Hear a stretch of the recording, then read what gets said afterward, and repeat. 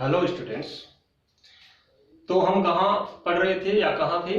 हम अधिगम के प्रकार पढ़ रहे थे। अमेरिकी विद्वान रॉबर्ट एम गैने ने जो 8 प्रकार अधिगम के बताए हैं, उन 8 प्रकारों के बारे में हम परिचर्चा कर रहे थे। इसमें हमने संकेत अधिगम के बारे में पढ़ लिया।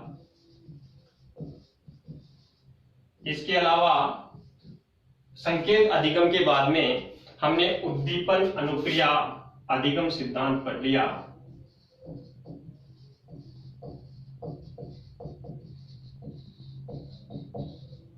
उद्दीपन अनुक्रिया अधिगम पढ़ लिया।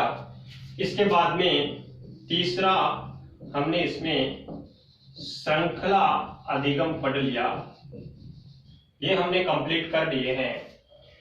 आज हम इसका जो चौथा प्रकार उन्होंने बताया है वो है शाब्दिक अधिगम। आज हम शाब्दिक अधिगम के बारे में परिचर्चा करते हैं। क्या होता है शाब्दिक अधिगम?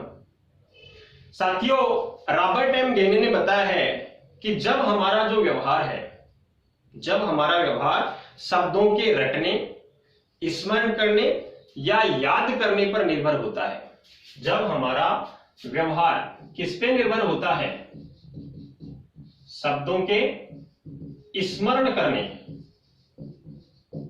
या रटने या याद करने पर निर्भर होता है। शब्दों के रटने, स्मरण करने या याद करने पर जब हमारा व्यवहार निर्भर होता है तो ये क्या कहलाता है?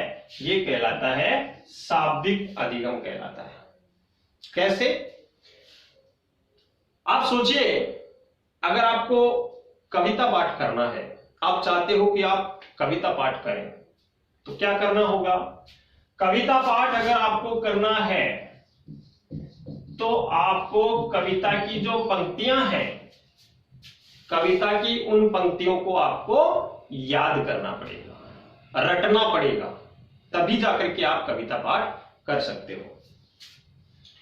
साथियों, इसके बाद में रॉबर्ट एम गैने ने जो बताया है वो है बहुविभेदन अधिगम।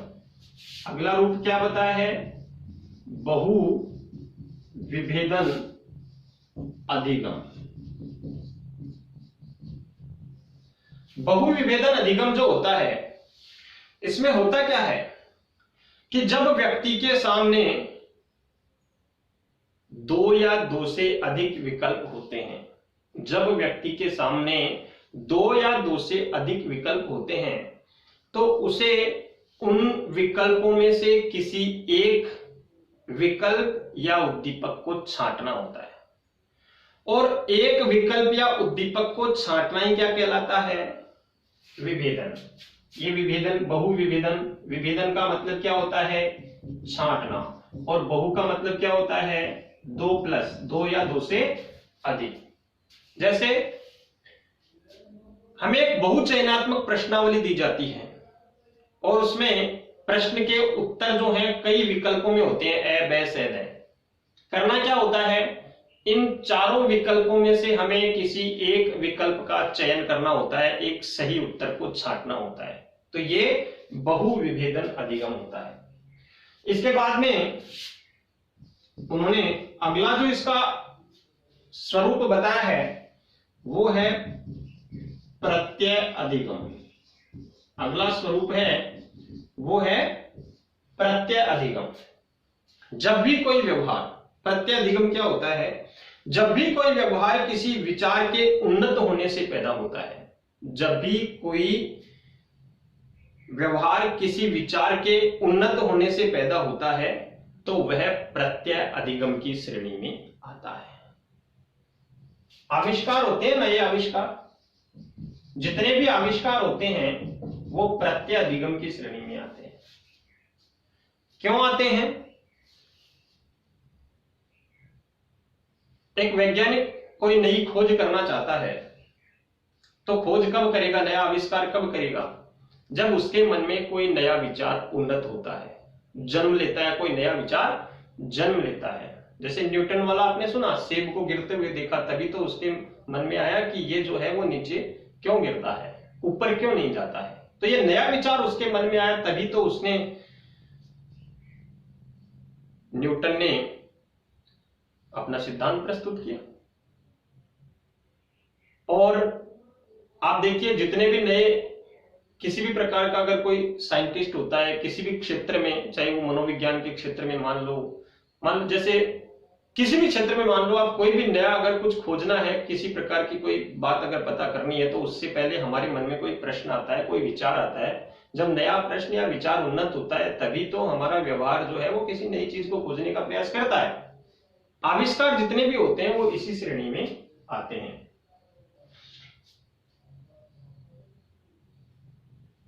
इसके बाद में सातवां उन्होंने प्रस्तुत किया वो था सिद्धांत अधिगम। सातवां उन्होंने प्रस्तुत किया है सिद्धांत अधिगम। इसमें उन्होंने क्या बताया है? इसमें उन्होंने बताया है कि कुछ व्यवहार ऐसे होते हैं जो निश्चित सिद्धांतों पर आधारित होते हैं। कुछ व्यवहार ऐसे होते हैं जो निश्चित सिद्धांतों पर आधारित होते हैं। जैसे हाइड्रोजन और ऑक्सीजन को अगर मिलाते हैं, दोनों को मिलाने से क्या बनेगा? जल बनेगा। यह निश्चित सिद्धांत है कि जल ही बनेगा और कुछ नहीं बनेगा। जब भी हाइड्रोजन और ऑक्सीजन को मिलाएंगे तो जल ही बनेगा, यह निश्चित सिद्धांत है। तो कुछ व्यवहार ऐसे होते हैं जो निश्चित सिद्धांतों के ऊपर आधारित होते हैं। इसके बाद में उन्होंने जो अंतिम इसका प्रकार बताया है वो है समस्या समाधान अधिगम। अंतिम प्रकार उन्होंने बताया है समस्या समाधान अधिगम। समस्या समाधान अधिगम में उन्होंने क्या कहा है?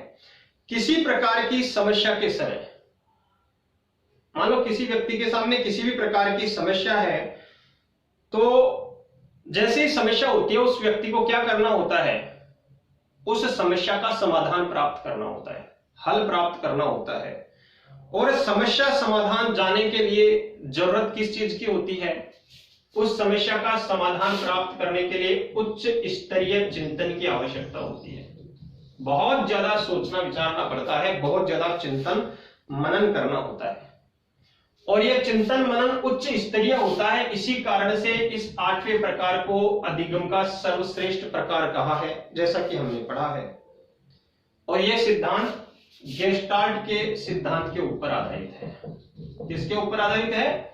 गेस्टाल्ट के सिद्धांत के ऊपर आधारित है। तो साथियों, इस प्रकार से रॉबर्ट एम गेने का ये सिद्धांत पूरा होता है। ये जो हमने आज पढ़े हैं, एक बार इनको हम फिर से रिवाइज कर लेते हैं। पहले क्लास में हमने संकेत अधिगम के बारे में पढ़ा, उसके बाद में उद्दीपन अनुक्रिया अधिगम के बारे में पढ़ा, उसके बाद में श्रृंखला अधिगम के बारे में पढ़ा। अभी आज हम पढ़ रहे हैं शाब्दिक अधिगम के बारे में। शाब्दिक अधिगम का मतलब क्या होता है कि जब हमारा व्यवहार जो है वो किसके ऊपर निर्भर होता है? स्मरण करने, रटने या याद करने के ऊपर, तो उसे हम शाब्दिक अधिगम कहते हैं। वैसे की वैसे ही बोलना। कविता पाठ अगर किसी को करना है, कोई चाहता है कि वो कविता पाठ करे, तो उससे पहले उसको कविता की जो पंक्तियां हैं साथियों, उन पंक्तियों को वैसे की वैसे याद करना होगा। यह होता है शाब्दिक अधिगम। फिर है बहु विभेदन। बहु यानी बहुत सारे, विभेदन यानी छांटना। बहुत सारे विकल्प होते हैं, उन विकल्पों में से छांटना, सही विकल्प छांटना बहु विभेदन होता है। जैसे हमारे पास में बहुचयनात्मक कोई प्रश्नावली है, प्रश्न का उत्तर जो है जिसमें ऑब्जेक्टिव है और बहुत सारे ऑब्जेक्ट हैं, हमें सही विकल्प को छांटना होता है। ये बहु विभेदन होता है साथियों। इसके बाद में प्रत्यय अधिगम। प्रत्यय अधिगम का मतलब होता है कि जब भी कोई व्यवहार किसी विचार के उन्नत होने से पैदा होता है, जब भी कोई व्यवहार किसी विचार के उन्नत होने से पैदा होता है तो उसे हम प्रत्यय अधिगम कहते हैं। इसका उदाहरण हमने पढ़ा, न्यूटन ने गुरुत्वाकर्षण के सिद्धांत का प्रतिपादन किया था। आविष्कार जो भी होते हैं वो आविष्कार प्रत्यय अधिगम की श्रेणी में आते हैं। न्यूटन ने गुरुत्वाकर्षण के सिद्धांत का प्रतिपादन क्यों किया था, कैसे किया था? क्योंकि उसके प्रतिपादन से पहले उसके मन में एक विचार उन्नत हुआ था। जब उसने सेब के पेड़ से सेब को नीचे गिरते हुए देखा था तो उसके मन में आया था कि ये जो सेब है ये नीचे ही क्यों गिर रही है, ऊपर क्यों नहीं जा रही है। ये होता है प्रत्यय अधिगम। अगला है सिद्धांत अधिगम। इसमें हमने पढ़ा, हमने जाना कि रॉबर्ट एम गेने ने कहा है कि कुछ व्यवहार ऐसे होते हैं जो निश्चित सिद्धांत के ऊपर ही आधारित होते हैं, जैसे हाइड्रोजन और ऑक्सीजन को मिलाने से जल ही बनता है और कोई चीज नहीं बनती है।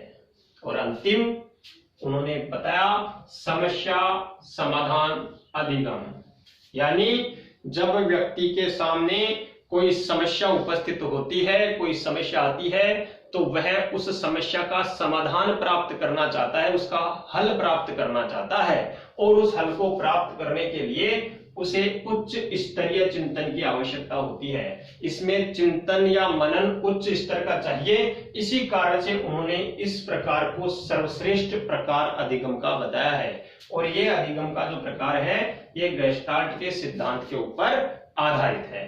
इस प्रकार साथियों आज हमने रॉबर्ट एम गेने के अधिगम के जो 8 प्रकार हैं उनके बारे में अध्ययन किया। अगली क्लास जिसमें हम अधिगम के निहितार्थ जो हैं उनके बारे में पढ़ेंगे। धन्यवाद।